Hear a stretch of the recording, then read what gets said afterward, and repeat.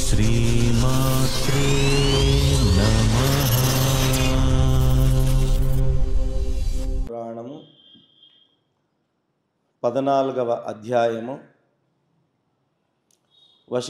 వశిష్ఠుల వారు ఆసక్తితో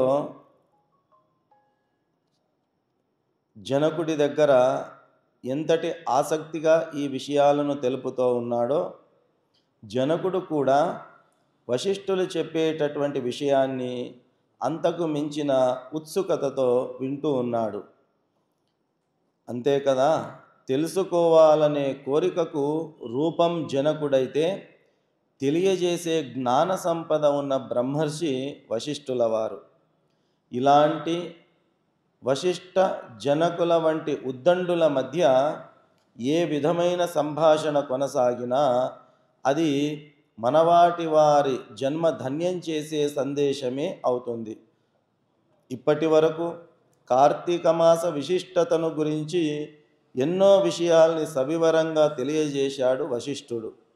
అయినా నాకు అంతా తెలిసిందని జనకుడు చాలా అని వశిష్ఠుడు కానీ అనలేదు. రాజేంద్ర, ఈ కార్తీక మాస మాహాత్మ్యాన్ని ఇంకెన్నో విషయాలున్నాయి, వాటిని గురించి కూడా తెలియచేస్తాను విను అంటూ వశిష్ఠుల వారు జనక మహర్షికి ఇలా చెబుతూ ఉన్నాడు. రాజా, కార్తీక పౌర్ణమి నాడు పితృదేవతలకు ప్రీతి కలగజేసే నిమిత్తం వృషోత్సర్జనం చేయించాలి. అంటే ఒక మంచి ఆంబోతును అచ్చువేసి ఊరిలో వదిలివేయాలి. అలాగే శివలింగ శాలిగ్రామాలను ఎన్ని సాధ్యమైతే అన్నింటినీ దానం చేయాలి. అలాగే ఉసిరికాయలను దక్షిణ తాంబూలాలతో దానం చేయాలి. ఈ మాసంలో ఇలాంటి పుణ్యకార్యాలు చేసినందువలన పూర్వజన్మల్లో చేసిన ఎన్నో పాపాలు నశిస్తాయి. అంతేకాక కోటి యాగాలు చేసిన ఫలం దక్కుతుంది. ఆయా వంశములో గతించిన పూర్వీకులంతా ప్రస్తుతం తమ వారెవరైనా ఆంబోతును అచ్చువేసి వదులుతారా అని ఎంతో ఆశగా ఎదురు చూస్తుంటారు. ఒకవేళ అలా చేయని పక్షంలో తమ వంశం వారని కూడా చూడకుండా శపించేందుకు కూడా వెనుకాడరు. ఒకవేళ చేతి నిండా ధనం ఉండి పుణ్యకార్యాలు దాన ధర్మాలు చేయకుండా కనీసం ఆంబోతునకు అచ్చువేసి మంచి గోవుతో వివాహం చేయడో, అలాంటి వాడు రౌరవాది నరకాలు అనుభవిస్తాడు. వారి బంధువులు కూడా వారెంత పుణ్యాత్ములైనా వారు నరకానికే వెళతారు. కాబట్టి వీలున్నంత వరకు ప్రతి కార్తీక మాసములో తన శక్తి కొలది దాన ధర్మాలు చేసి నియమనిష్టలతో కార్తీక వ్రతం ఆచరించాలి.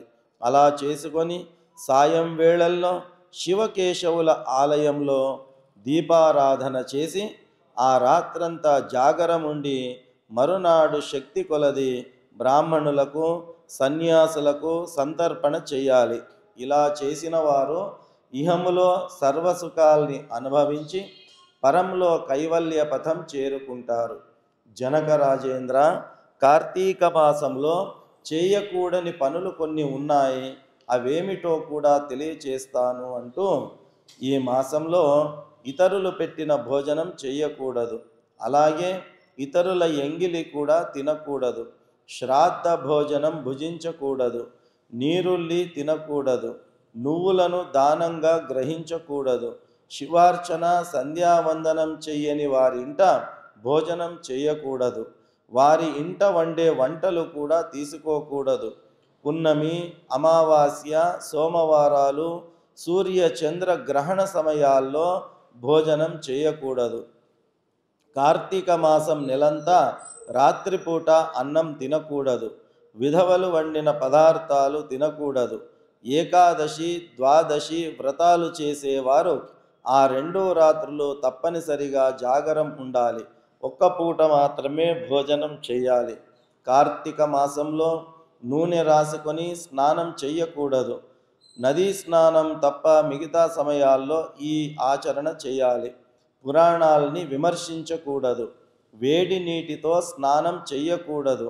అలా చేసిన స్నానం కళ్ళుతో చేసిన స్నానంతో సమానమని సాక్షాత్ బ్రహ్మదేవుడే తెలియచేశాడు. కాబట్టి స్నానానికి వేడి నీరు కాకుండా చల్లనీటినే ఉపయోగించాలి. ఒకవేళ అనారోగ్యంతో ఉండి కార్తీక వ్రతం చేయాలనే ఉత్సాహం ఉన్నవారు వేడి నీటితో స్నానం చేయవచ్చు. అలా చేసేవారు గంగా, గోదావరి, సరస్వతి, యమున నదుల పేర్లను మనసులో స్మరిస్తూ స్నానం చేయాలి. సాధ్యమైనంత వరకు దగ్గరలో ఉన్న నదిలో సూర్యోదయానికి ముందు స్నానం చేసేందుకు ప్రయత్నించాలి. అలా చెయ్యని వారు జన్మ జన్మలు నరక కూపంలో పడి అనేక బాధలు పడతారు. ఒకవేళ నదులు దగ్గరలో లేనప్పుడు నుయ్యి, చెరువులో స్నానం చేయవచ్చు. అలాంటి సమయాల్లో ఈ శ్లోకాన్ని తప్పనిసరిగా చదివి మరీ స్నానం చేయాలి. గంగే చ యమునే చైవ గోదావరి సరస్వతి నర్మదా సింధు కావేరి జలేస్మిన్ సన్నిధిం కురు అని స్మరించుకుంటూ స్నానం చేయాలి.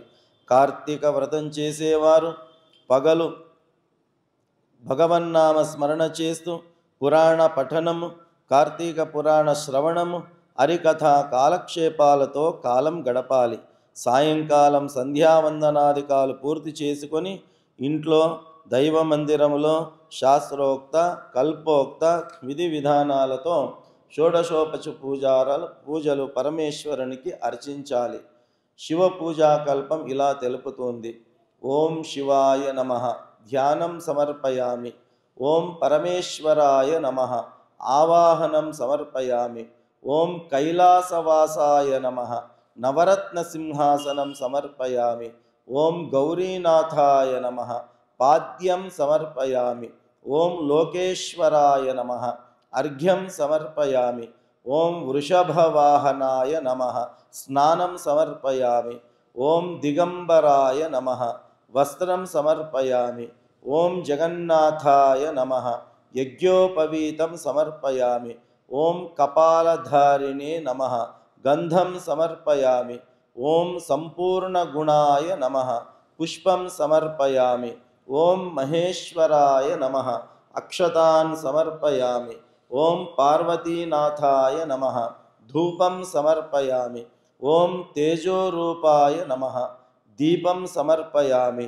ఓం లోకరక్షకాయ నమః నైవేద్యం సమర్పయామి. ఓం త్రిలోచనాయ నమః కర్పూర నీరాజనం సమర్పయామి. ఓం శంకరాయ నమః సువర్ణ మంత్రపుష్పం సమర్పయామి. ఓం భవాయ నమః ప్రదక్షిణ నమస్కారాన్ సమర్పయామి.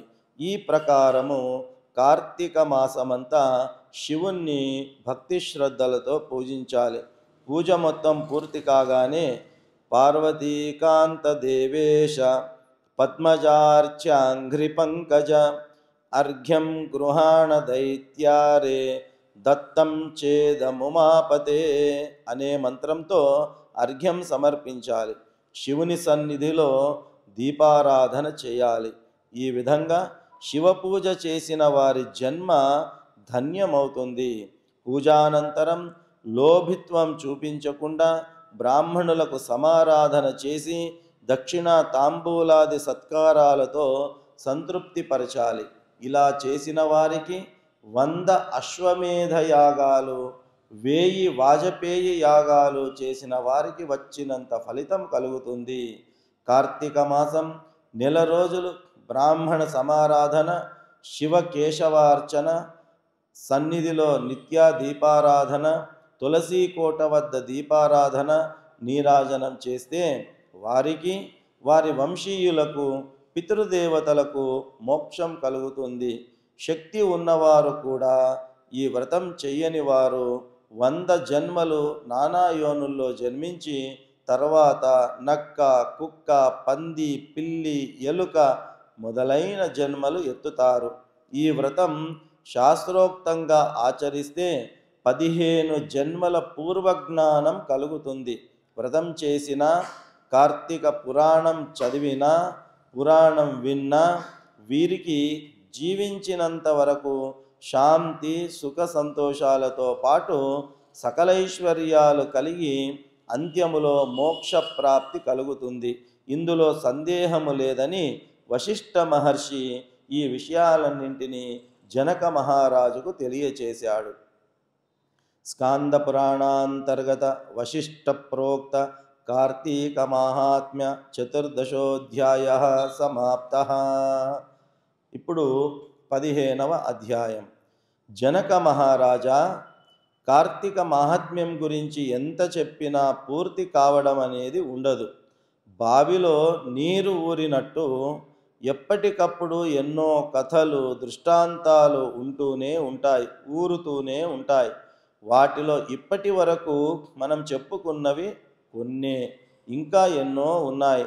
వాటిని కూడా ఒక్కొక్కటిగా వివరిస్తానంటూ మరో ఇతిహాసాన్ని చెప్పడం ప్రారంభించాడు వశిష్ఠ మహర్షి. వశిష్ఠ మహర్షి జనక మహారాజుతో ఇలా చెబుతూ ఉన్నాడు. ఈ కార్తీక మాసంలో హరినామ సంకీర్తనలు వినడం, పాడుకోవడం, భజన కీర్తనలు చేయడం, అలాగే శివకేశవుల వద్ద దీపారాధన చేయడం, పురాణం చదవడం, పురాణం వినడం, సంధ్యాకాలంలో దైవ దర్శనం చెయ్యని వారు కాలసూత్రము అనే నరకములో పడి కొట్టుమిట్టాడుతారు. కార్తీక శుద్ధ ద్వాదశి నాడు చిత్తశుద్ధితో శ్రీహరిని పూజించిన వారికి అంతులేని పుణ్యం కలుగుతుంది. చూడండి, ఇందులో చెప్పారు కార్తీక శుద్ధ ద్వాదశి. మనం వనభోజనానికి వెళ్ళింది కూడా కార్తీక శుద్ధ ద్వాదశి నాడు వెళ్ళాం. ఏం చెప్తున్నారు? చిత్తశుద్ధితో శ్రీహరిని పూజించిన వారికి అంతులేని పుణ్యం కలుగుతుంది. మనం శ్రీనివాస కళ్యాణాన్ని జరుపుకున్నాం, అంటే శాస్త్రంలో చెప్పిన రీతిగా శ్రీహరిని పూజించుకున్నాం.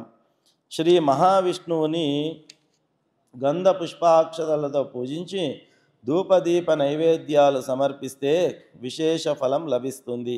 ఇలా కార్తీక మాసం నెల రోజులు విడవకుండా చేసిన వారు దేవదుందుభులు మోగుతుండగా విమానమెక్కి వైకుంఠానికి వెడతారు.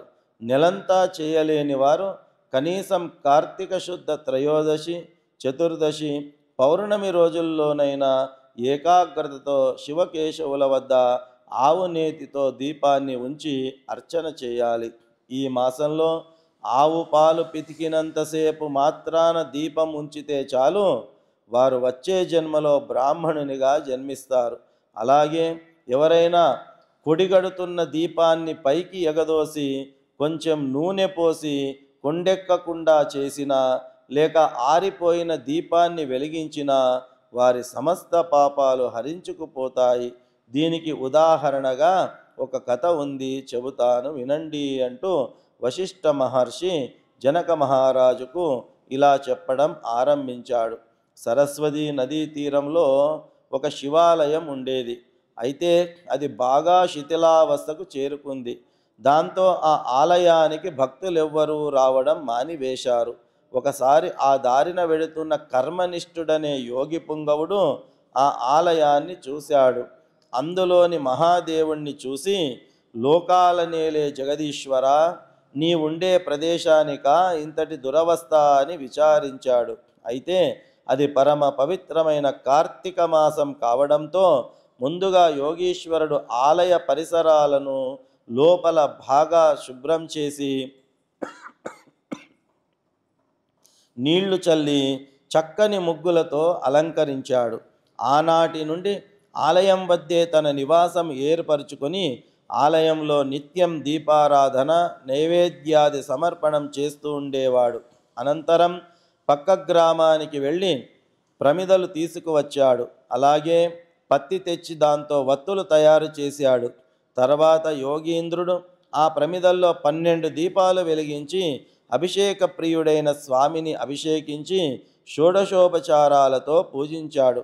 క్రమం తప్పకుండా కార్తీక మాసం నెల రోజులు ఉభయ సంధ్యల్లోనూ ఇదే విధంగా చేస్తూ సాయం సమయంలో పురాణం చదువుతూ ఉండేవాడు.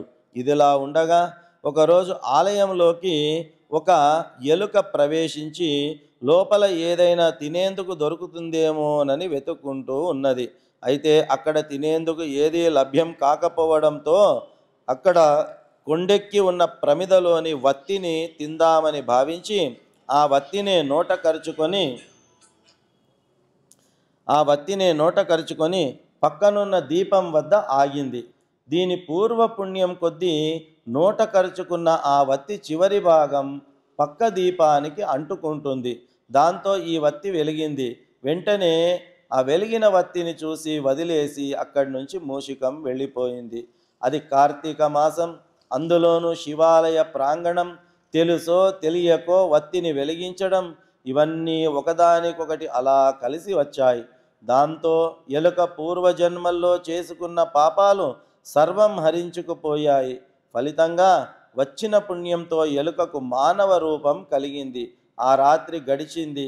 అక్కడే పురాణ పఠనం చేస్తూ జాగరణలో గడుపుతున్న యోగి పుంగవుని ఎదుట ఇలా అకస్మాత్తుగా ప్రత్యక్షమైన మానవుణ్ణి చూసి ఆశ్చర్యపోతూ, నాయనా, నీవెవరవు, ఎక్కడి నుంచి వచ్చావు అని ప్రశ్నించాడు. మహానుభావ, నేను మూషికాన్ని. రాత్రి నేను ఆహారాన్ని వెతుక్కుంటూ ఆలయ ప్రాంగణంలోకి ప్రవేశించాను. అయితే నాకు తినేందుకు ఏమీ దొరకలేదు. దాంతో నేతి వాసన వస్తున్న కొండెక్కిన వత్తి కనిపించింది.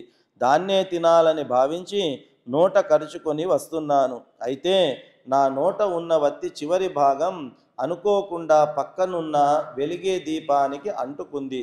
బహుశా ఇదే నా అదృష్టానికి కారణం అనుకుంటా. నా నోటిలో ఉన్న వత్తి వెలిగే దీపానికి తగిలి వెలిగింది. ఇందువల్ల నేను పూర్వం చేసుకున్న సర్వ పాపాలు నశించి ఉంటాయి. అందుకే కాబోలు వెంటనే నాకు పూర్వ స్మృతి వచ్చింది. ఓ ఋషి పుంగవ, తమరు భూత భవిష్యత్ వర్తమానాలు తెలిసిన మహానుభావులు. అసలు నేనెందుకిలా మూషిక జన్మ ఎత్తాల్సి వచ్చింది? అందుకు కారణం ఏమిటి?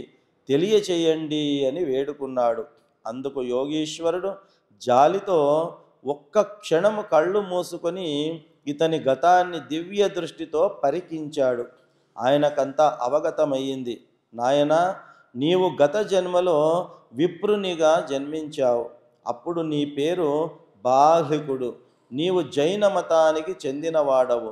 కుటుంబ పోషణార్థం వ్యవసాయం చేసుకుంటూ జీవించేవాడివి. ఇంతవరకు బాగుంది. కానీ నీవు అతి ధనాశాపరుడివి. దాంతో నీ పూర్వులు సాగించిన దేవతార్చన, నిత్యకర్మలు ఎంత మాత్రం చేసేవాడవు కాదు. అడ్డమైన వారితో స్నేహాన్ని మరిగి వారు తినేవన్నీ నీవు కూడా తినేవాడివి. మంచివారిని, యోగ్యులను నోటికి వచ్చినట్టు తిడుతూ ఎదురుపడ్డ ఆడపిల్లలను ఏడిపిస్తూ గడిపేవాడివి. అదీ కాక డబ్బు మీద వ్యామోహముతో ఆడపిల్లలను అమ్మే వృత్తి నిర్వహిస్తూ ఇందువల్ల సంపాదించిన ధనాన్ని నిలువ చేసేవాడవు. ఇది చాలదన్నట్టు బయట దుకాణాల్లో అమ్మే వస్తువులను కారు చౌకకు కొని వాటిని తిరిగి ఎక్కువ ధరకు అమ్ముతూ ఇంకా ఇంకా ధనాన్ని కూడబెట్టావు. పోని అలా సంపాదించిన ధనాన్ని నువ్వు అనుభవించేవాడవు కాదు, ఇతరులకు ఇచ్చేవాడవు కాదు. ఆ ధనమంతా భూమిలో పాతిపెట్టి జీవించినంత కాలము పిసినారిగానే బతికావు. ఇందువల్లనే నీవు చనిపోయిన తర్వాత ఎలుక జన్మను ఎత్తావు. దీనివల్ల పూర్వజన్మలో చేసిన పాపాన్ని ఇప్పుడు అనుభవించావు. నీ అదృష్టం కొద్దీ ఈరోజు భగవంతుని సన్నిధిలో ఆరిన దీపాన్ని వెలిగించినందువల్ల పుణ్యాత్ముడవయ్యావు. ఇందుకే నీకు తిరిగి పూర్వజన్మ ప్రాప్తించింది. ఇక నీవు నీ గ్రామానికి పోయి నీ పెరటిలో అప్పుడు నీవు పాతిపెట్టిన ధనాన్ని వెలికి తీసి దాంతో దాన ధర్మాలు చేసి భగవంతుణ్ణి స్మరించుకుంటూ శేష జీవితాన్ని గడుపు అని అతనికి అనేక మంచి మాటలు ఆ ఋషి పుంగవుడు చెప్పి పంపించాడు. ఇది స్కాంద పురాణాంతర్గత వశిష్ఠ ప్రోక్త కార్తీక మాహాత్మ్య పంచదశోధ్యాయ. హరయే నమః, హరయే నమః. శ్రీకృష్ణాయ నమః. శ్రీకృష్ణ గోవింద హరే మురారే.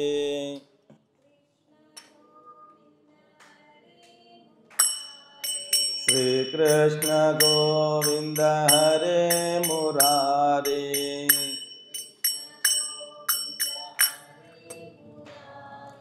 హే నాథ నారాయణ వాసుదేవా.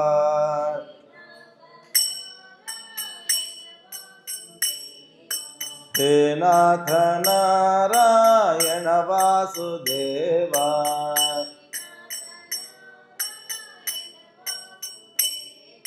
श्री कृष्ण गोविंद हरे मुरारी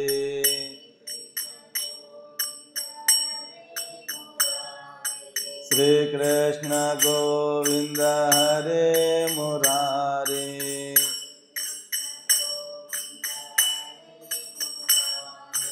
हे नाथ नारायण वासुदेवा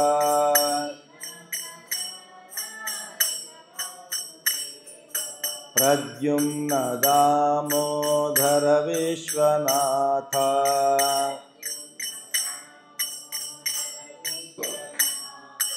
प्रद्युम्न दामोदर विश्वनाथ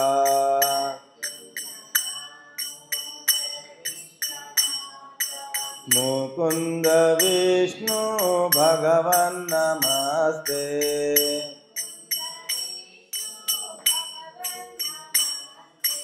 मुकुंद विष्णु भगवन् नमस्ते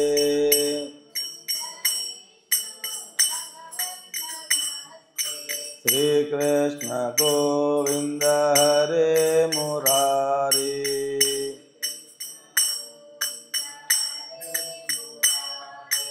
हे नाथ नारायण वासुदेवा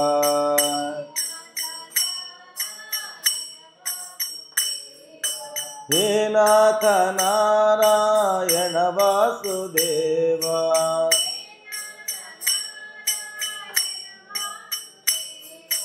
हे नाथ नारायण वासुदेवा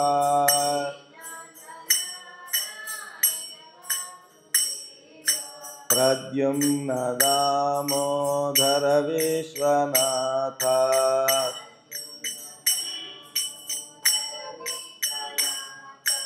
मुकुंद विष्णु भगवन् नमस्ते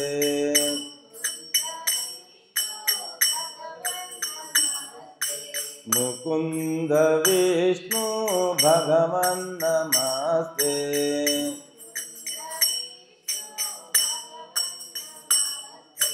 श्री राम जय जय राम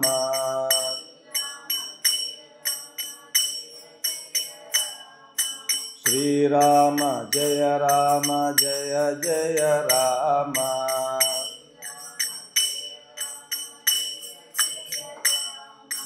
श्री राम जय जय राम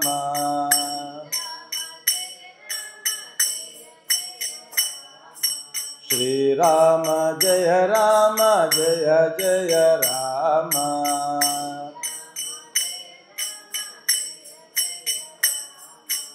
श्री राम जय जय राम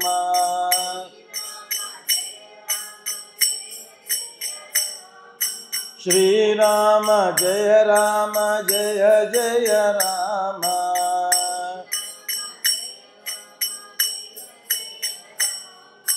श्री राम जय जय राम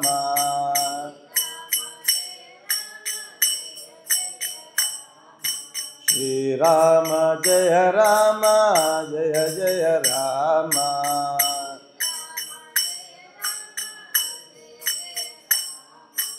ओम नमो भगवते वासुदेवाय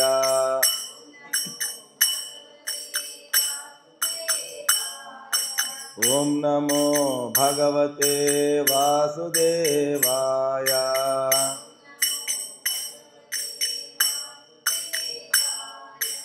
ओम नमो भगवते वासुदेवाय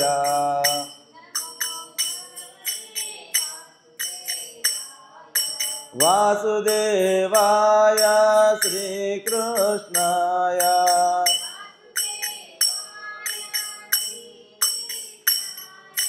वासुदेवाय श्री कृष्णाय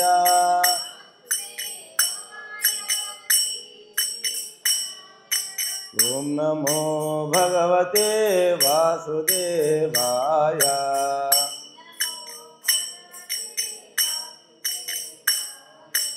ॐ नमो भगवते वासुदेवाय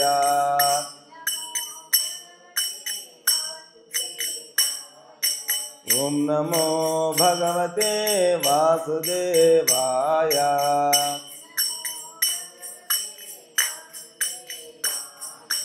ॐ नमो भगवते श्रीकृष्णाय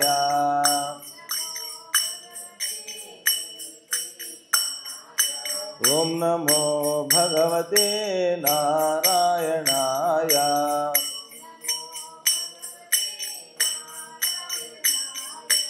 ॐ नमो भगवते श्रीकेशवाय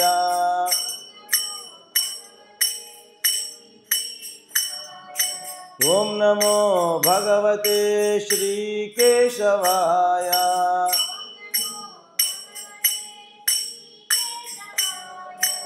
ॐ नमो भगवते नारायणाय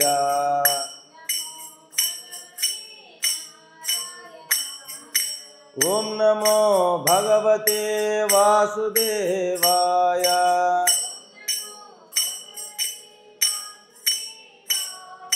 ॐ नमो भगवते श्रीमाधवाय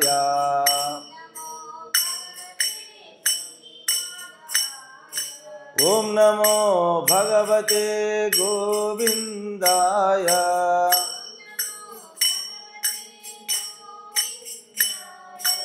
ॐ नमो भगवते अनिरुद्धाय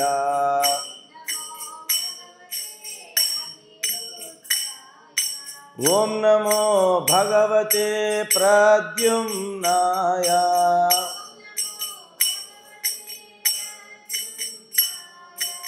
ॐ नमो भगवते वृषिकेशाय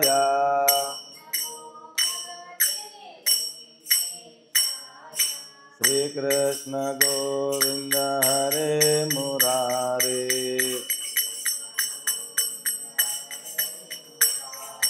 हे नाथ नारायण वासुदेवा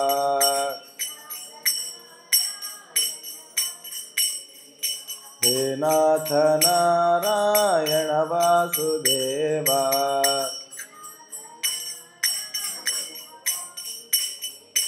ॐ नमः शिवाय ॐ नमः शिवाय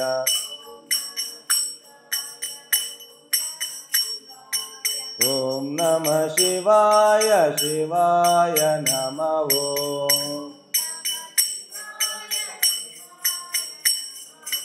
ॐ नमः शिवाय ॐ नमः शिवाय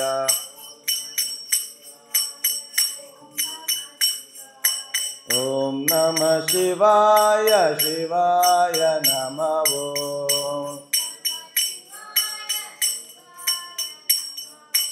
ॐ नमः शिवाय ॐ नमः शिवाय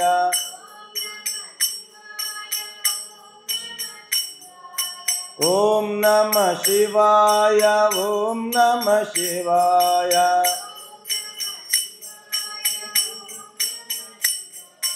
ॐ नमः शिवाय शिवाय नमः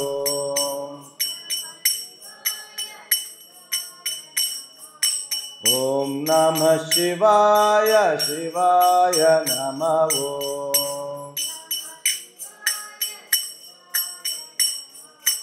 ॐ नमः शिवाय ॐ नमः शिवाय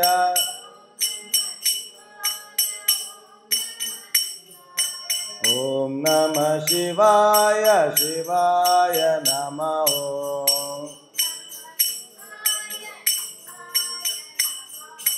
अरुणाचल शिव अरुणाचल शिव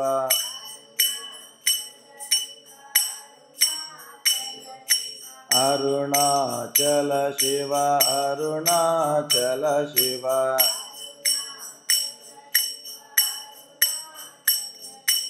अरुणाचल शिव अरुण शिव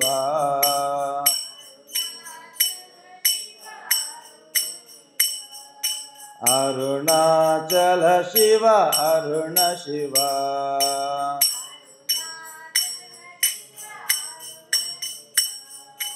ओम नमः शिवाय ओम नमः शिवाय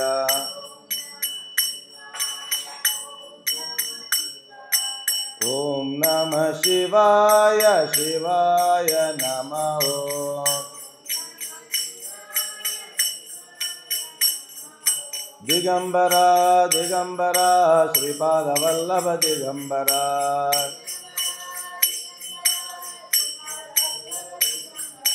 दिगंबरा दिगंबरा श्रीपाद वल्लभ दिगंबरा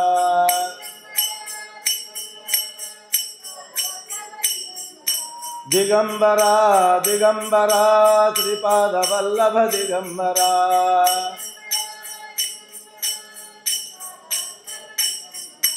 दिगंबरा दिगंबरा श्रीपाद वल्लभ दिगंबरा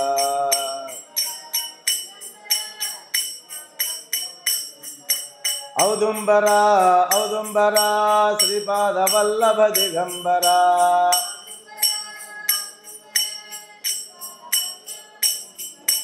औदुंबरा औदुंबरा नरसिंह सरस्वती औदुंबरा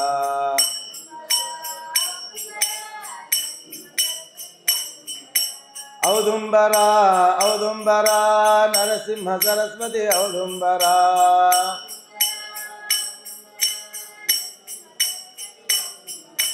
औदुंबरा औदुंबरा श्रीपाद वल्लभ दिगंबरा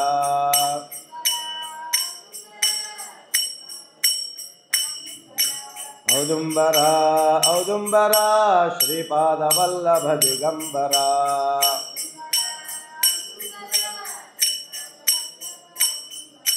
दिगंबरा दिगंबरा श्रीपाद वल्लभ दिगंबरा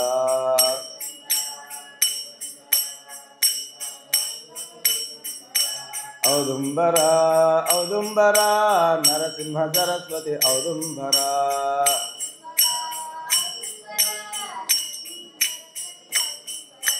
विठ्ठल विठ्ठल पांडुरंग विठ्ठल विठ्ठल विठ्ठल विठ्ठल विठ्ठल विठ्ठल पांडुरंग विठ्ठल विठ्ठल पांडुरंग पांडुरंग पांडुरंग जय जय शंकर हर हर शंकर जय जय शंकर जय जय शंकर जय जय शंकर जय जय शंकर हर हर शंकर जय जय शंकर हर हर शंकर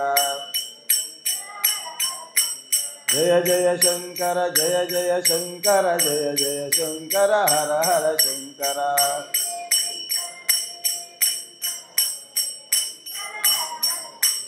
जय जय शंकर हर हर शंकर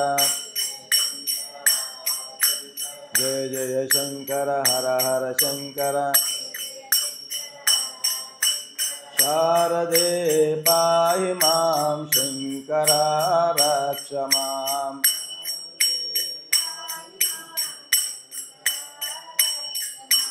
शारदे पाहि मां शंकरा रक्ष मां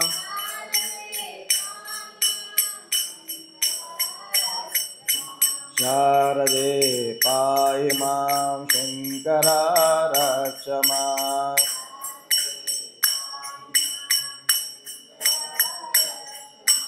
शारदे पाहि मां शंकरा रक्ष मां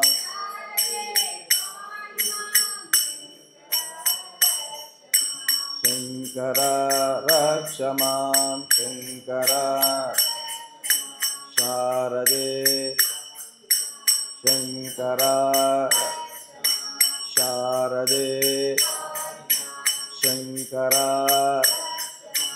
शारदे शंकरा